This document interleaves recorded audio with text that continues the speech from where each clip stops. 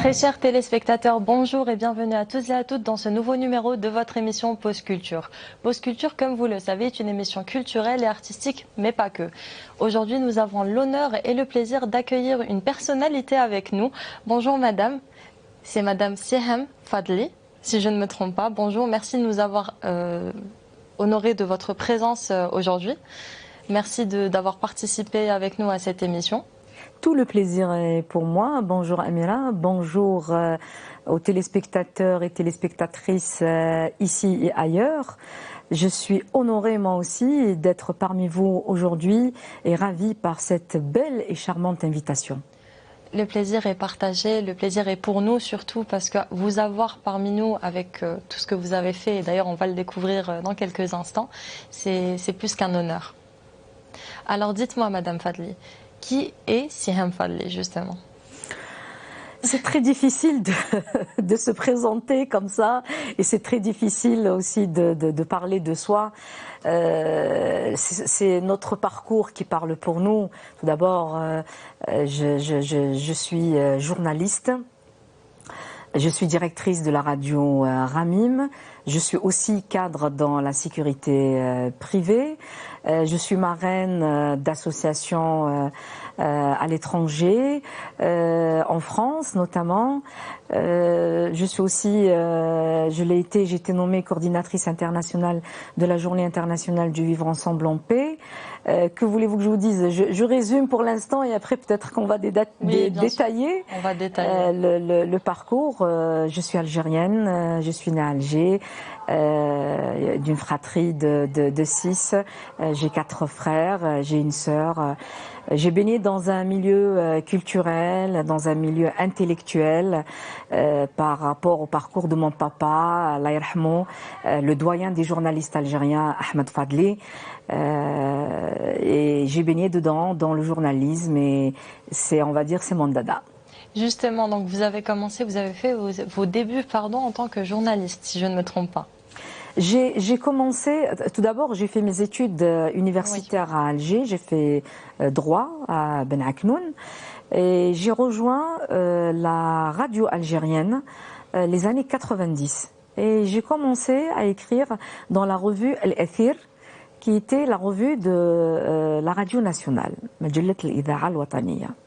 J'ai travaillé avec le défunt Al-Marhoum Mohamed Bougrara et je m'occupais de la une de cette revue.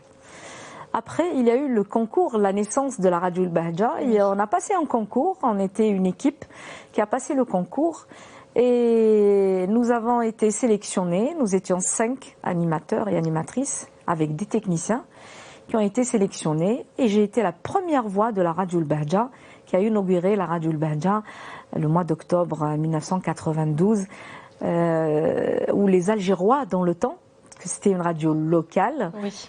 Où les Algérois ont écouté pour la première fois ma voix en annonçant cette belle radio. Je vois maintenant tous les collègues qui reprennent ce flambeau oui.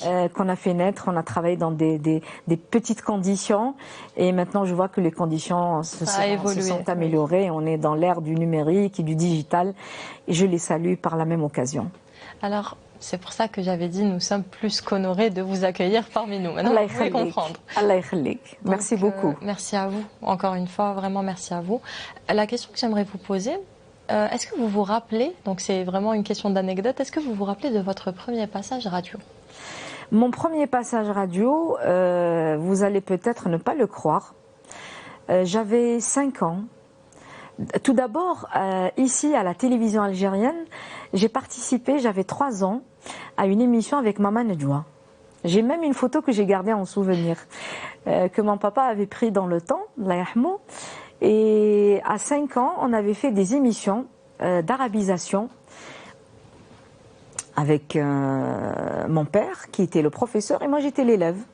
Et donc on a fait quelques émissions radio et télévision en même temps, et c'était fin des années 70, les années 80. Donc quelque part, vous êtes, on va dire, quelqu'un qui a baigné dans ça depuis très très jeune quand même. Mais oui, j'ai baigné dans le milieu radiophonique, plus que télévisuel, on va dire. Tout le temps, j'étais inspirée par la radio, beaucoup plus que la télévision. Donc vous l'aviez fait par amour? Je l'ai fait par amour, absolument. Alors dites-moi madame, donc après avoir fait une longue carrière quand même au niveau de la radio, vous avez fait autre chose, si je ne me trompe pas. Tout à fait. Tout le monde le sait, quand je me suis installée à Bordeaux, c'est une ville qui est dans le sud-ouest en France. Nos diplômes universitaires algériens ne sont pas reconnus Oui. en Europe. Et j'ai dû acheter un commerce, j'ai acheté un restaurant italien, j'ai créé une association dedans qui s'appelait l'association Le Cercle. On faisait des dîners-débats avec des femmes et d'hommes de culture, de différentes cultures évidemment. Et après, j'ai dit, Siam, il faut revenir à ce que tu aimes, à tes sources. Et j'ai passé mon master 2, journalisme tout média, à l'école supérieure de journalisme à Paris.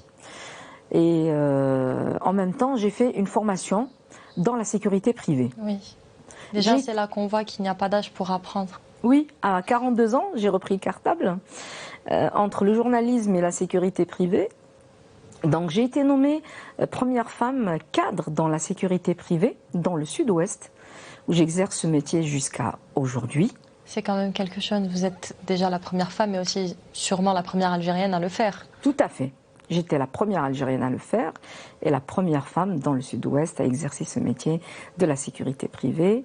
En ma qualité de cadre, où j'ai piloté des hommes et des femmes dans ce secteur d'activité qui était très très porteur à cette époque-là. Et en 2017, j'ai dit, reviens encore à tes... Même si tu as fait tes... Encore aux origines. Aux origines, encore plus loin. Même si tu as fait tes études de journalisme, Siam, fais quelque chose. Et beaucoup d'amis, beaucoup d'auditeurs, d'anciens auditeurs de la radio Le Bahja et beaucoup d'amis autour de moi, des amis intellectuels, des femmes de lettres et des hommes de lettres et même des amis dans l'associatif et tout, ils m'ont dit Siam, pourquoi pas créer ta radio? Oui. On a envie de réécouter ta voix, le son de ta voix, ta manière d'animer, ce que tu nous apportes. J'ai créé Radio Ramim. Pourquoi vous aviez choisi le nom Ramim? Alors Ramim باللغة العربية الكلمة مذكورة في القرآن وهي العظام تترمم يعني تتحرك وتولي كرماد هذاك هو الرميم. Je renais de mes cendres. Vous voyez, je renais, j'ai dit de l'Bahja, oui. Je vais renaître de mes cendres. Il faut aussi rendre hommage à une amie qui est docteur Rachida Mohamdi. À l'époque, elle aussi m'a incité à créer cette radio. Elle m'a dit il faut croire en toi et créer cette radio et tout ça. Et on a monté cette radio et qui a évolué dans le temps. On a eu beaucoup de plumes, beaucoup de chroniqueurs et de chroniqueuses. On a eu une très grande participation de l'écrivaine algérienne que je salue, Houda Darwish, qui est d'Oran. Oui. On a eu Sana El Falah du Maroc. On a eu Jacqueline Salam Hanna de Toronto. On a eu Coral Munoz d'Espagne. On a eu pas mal de plumes qui ont participé à la Radio Ramim. Il faut savoir que Radio Ramim est une radio multiculturelle et multilangue. Oui. Et elle donne de la visibilité à des artistes. Et quand je dis des artistes, c'est des femmes d'art et des hommes de l'art qui n'ont pas pu avoir de la visibilité dans des grands médias. Oui. Nous sommes là comme un booster. Effectivement. Pour leur donner un peu de pouce. Tout à fait. Un peu d'espoir. Tout à fait, de la visibilité. Aussi, Radio Ramim est une radio associative. Donc, elle a beaucoup d'actions, on mène beaucoup d'actions. Et on fait la promotion aussi du vivre ensemble en paix, de la culture algérienne, la culture, toutes les cultures du monde. Mais on a aussi donné pour l'Algérie aussi une autre visibilité de notre patrimoine algérien pendant les célébrations de fêtes nationales ou de fêtes religieuses. D'ailleurs, je tiens à souligner, vous êtes aussi pour la préservation justement et le renouveau du patrimoine algérien. Donc, comme vous avez continué dans votre métier, vous êtes revenu à vos origines, vous êtes réellement revenu à vos origines, parce que même vos origines algériennes, vous ne les avez pas oubliées, vous ne les avez pas mis de côté surtout, et vous avez fait en sorte de leur donner le plus de visibilité possible, si je ne me trompe pas, évidemment. Tout à fait. Un exemple, je vous donne un exemple. Cette année, le mois de Ramadan qui vient de s'écouler, on a organisé une soirée ramadanesque où j'ai sollicité un orchestre algérien d'origine de Tlemcen. Ils sont tous des médecins. Les airs andalous. Ils vivent à Paris, où je leur ai demandé de venir pour célébrer une soirée andalouse avec l'honorable participation de la chanteuse Nadia Ryan, qui est une chanteuse haouzi algérienne. Et on a passé une très très belle soirée à Bordeaux avec la présence de monsieur le consul d'Algérie, avec la présence de beaucoup d'élus et des maires adjoints de plusieurs communes de Bordeaux, de Pessac, de Mérignac. Et on a fait un iftar, jama'i. Et dans le iftar, on a fait aussi la promotion de l'art culinaire algérien, la shorba, le bourek, deglet nour, le ben, la galette algérienne. On a fait cette promotion et je remercie tous les bénévoles qui ont participé pour la réussite de cet événement. Et les personnes qui ont assisté, le public qui a assisté, il a découvert ce que c'est l'Andalousie, le fun l'Andalousie, la musique andalouse, Nouba et tout ça. C'était magnifique. Je parle de cette action parce qu'elle est toute récente, mais on en a fait plusieurs actions. On a aussi organisé le printemps musical, le printemps culturel. On a fait beaucoup d'événements avec les étudiants algériens. Nous travaillons énormément avec l'association des étudiants algériens à Bordeaux. On les a beaucoup aidés pendant la période Covid, où les étudiants étaient vraiment dans une situation très précaire. C'était dans une situation très très compliquée. Et difficile à vivre. Et à chaque fois, on implique ces étudiants algériens, on les invite. Et même le jour de l'Aïd, le Fitr, le dernier Aïd, la matinée à l'Aïd, on a passé l'Aïd avec eux. Donc avec les gâteaux, d'où la participation aussi d'une association algérienne, Maman Tu es belle, dont je suis la marraine.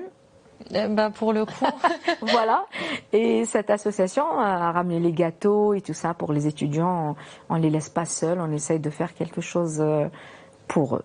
Parce que c'est vrai que ce n'était pas facile, ils étaient loin de leur famille, ils étaient confinés, donc ils étaient déjà seuls, et encore plus seuls. Tout à fait. Vous leur avez offert une opportunité de se rappeler justement des moments familiaux sans forcément être seuls. Vous étiez avec eux. Et c'est beau de voir ça, honnêtement. C'est absolument. Très beau de voir ça. Et la participation était très importante du consulat d'Algérie à Bordeaux et de toutes ces associations algériennes et autres aussi qui ont soutenu nos étudiants algériens pendant ces fêtes ou cette période. Justement, c'est des gestes de solidarité qu'on ne voit pas fréquemment, malheureusement.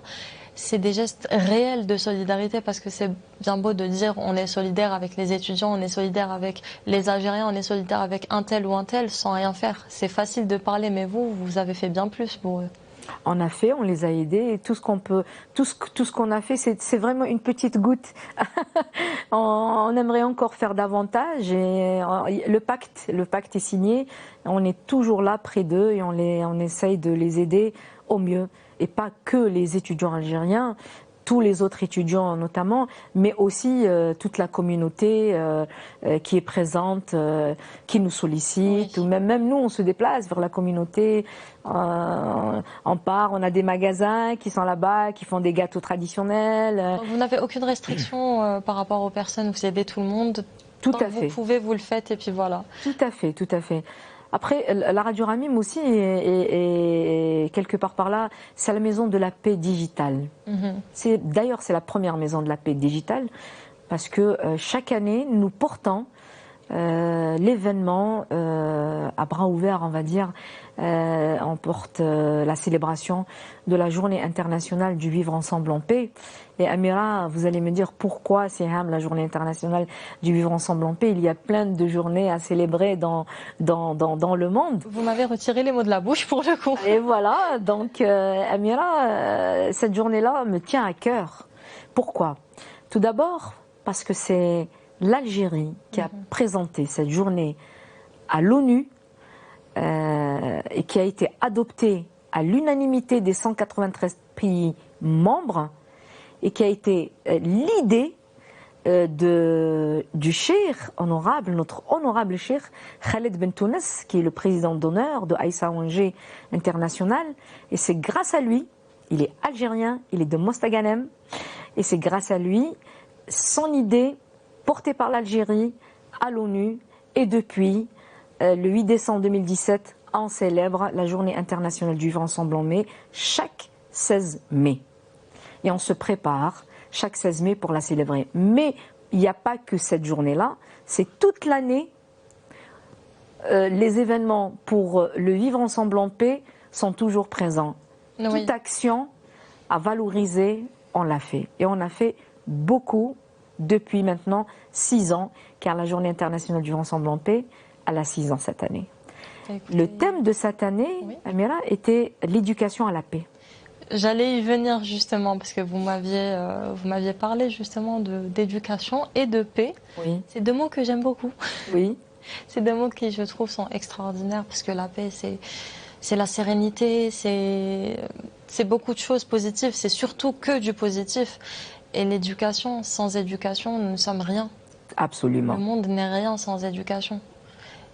Et on aimerait bien justement allier les deux et voir une évolution positive sur nous, déjà pour commencer, et sur les générations à venir surtout, parce que c'est eux l'avenir. Nous aussi on est l'avenir, mais eux c'est l'avenir lointain. Oui, tout à fait. Le thème de cette année, qui a été décidé cette année, est un thème très important, qui nous touche tous, oui, et toutes. Si on ne donne pas, on n'inculque pas cette éducation à la paix dès le bas âge, pour nos enfants, à l'école, à la maison, dans la rue, tu respectes ton copain, ta copine, ton collègue, ton voisin, la manière de faire, la manière de t'adresser à la personne, la façon de faire, même dans l'état d'esprit, les réflexions, les idées. Et en plus, on défend les 17 ODD, les objectifs du développement durable, que l'ONU nous impose ou nous demande de réaliser d'ici 2030. Oui. Et dans une des valeurs, il y a l'égalité femmes-hommes, on va dire, et aussi l'éducation à la paix.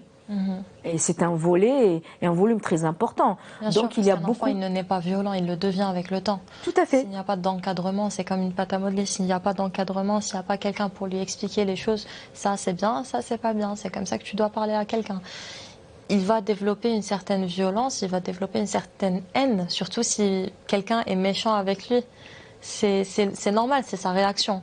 Mais il va se dire que c'est normal justement d'agir comme ça. Alors il faut un certain encadrement et c'est extraordinaire que justement vous incitiez les gens à l'éducation à la paix. Tout à fait, c'est là où notre rôle intervient. Notre rôle en qualité d'acteur associatif ou en qualité d'intervenant ou de consultant ou de personnalité qui explique comment il faut faire les choses, quelles sont les étapes à suivre pour arriver à cette quiétude, à cette zénitude, on va dire, à ce bien-être entre les humains. Oui. Je te respecte dans ta différence, tu me respectes dans la mienne. C'est ça l'éducation à la paix. Exactement ça. Cette année, cette édition aussi de la Journée internationale du vivre ensemble en paix, et je le dis avec beaucoup de fierté, quand j'ai été nommée par le Cheikh Khaled Ben Tounes en qualité de coordinatrice internationale de cette journée, l'année 2020 et 2021, j'avais proposé de nommer des ambassadeurs et des ambassadrices. Et cette année était une année fleurissante d'ambassadeurs et d'ambassadrices. Je salue par la même occasion notre cher collègue qui représente l'Algérie, l'ambassadrice de la Journée internationale du vivre ensemble en paix, l'Algérienne, notre amie Sabiha Chaker, notre ancienne téléspécrine, que je salue à travers votre émission Pause Culture aujourd'hui. Ces ambassadeurs portent aussi ce projet cette année dans tous les pays où ils ont été nommés. Actuellement, on a nommé 37 ambassadeurs donc, dans 37 pays du monde. C'est quelque chose qui va évoluer, et pas seulement avec le temps, mais aussi avec la distance. Donc il y aura une expansion extraordinaire et une idéologie qui va être ancrée à travers les années. Tout à fait. L'honneur a été donné aussi, mais c'est un très grand honneur aussi, je le dis, à la Palestine. On a nommé aussi Doctora Hanan Awad, qui représente la Palestine par rapport à cette belle journée. Et aussi, je la porte parce que je suis algérienne, parce qu'elle a été mandatée, elle a été présentée par l'Algérie à l'ONU, et il faut que tous les Algériens la découvrent dans toutes ces belles wilayas que nous avons en Algérie, et qui la portent quotidiennement. Oui. Vous avez les yeux qui pétillent dès que vous parlez de votre pays, c'est beau à voir en toute honnêteté. Tout à fait, tout à fait. Vous avez cet amour pour ce que vous faites et c'est extraordinaire. Avant de finir, parce que malheureusement l'émission elle touche bientôt à sa fin. Déjà malheureusement. J'aimerais que vous donniez quelques conseils, parce que vous êtes quelqu'un qui est très ambitieux et c'est beau à voir. Vous êtes quelqu'un qui a continué, qui a foncé, qui a essayé de nouvelles choses, donc qui s'est converti à d'autres choses qui sont complètement différentes de ce qu'elle faisait de base. Est-ce que vous auriez des conseils à donner aux téléspectateurs ? Sincèrement, je ne me vois pas la bonne personne qui va donner des conseils avec toute modestie. Mais Amira, vous me le demandez, je vais donner quelques clés. On va dire comme ça. Quelques clés. Tout d'abord, on apprend à tout âge. Ne jamais baisser les bras. Croire en soi. Toujours l'intérieur qui te parle. La paix intérieure est très importante. Déjà, comme on parlait de paix tout à l'heure, cette paix intérieure est très importante. Donc, une fois qu'on est en paix, on peut faire les choses. Et on croit en soi, il faut avoir la volonté et ne jamais baisser les bras. Rester toujours debout, fier et avancer. Voilà mon conseil pour cette jeunesse et à nos téléspectateurs qui sont là avec nous aujourd'hui. Sur ces belles paroles, je vous remercie. Je vous remercie sincèrement pour tout ce que vous nous avez apporté. On a appris à vous découvrir, vous, mais pas que. Donc vous, votre radio, les associations, la journée de la paix. Tout à fait. L'importance de tout ce que vous apportez à notre société, et c'est des valeurs qu'on doit apprendre à s'inculquer déjà à nous-mêmes, mais aussi aux gens et aux enfants surtout. Oui. En tout cas, merci beaucoup d'avoir participé aujourd'hui parmi nous. C'est moi qui vous remercie, Amira, tout d'abord pour cet échange très fort, très doux en même temps. Et je remercie la chaîne Al-Ma'rifa de m'avoir invité et convié. Et je salue tous les spectateurs et les spectatrices algériennes. Vous êtes toujours dans mon cœur. Sur ce, je vous retrouve la semaine prochaine pour un nouveau numéro. Restez branchés.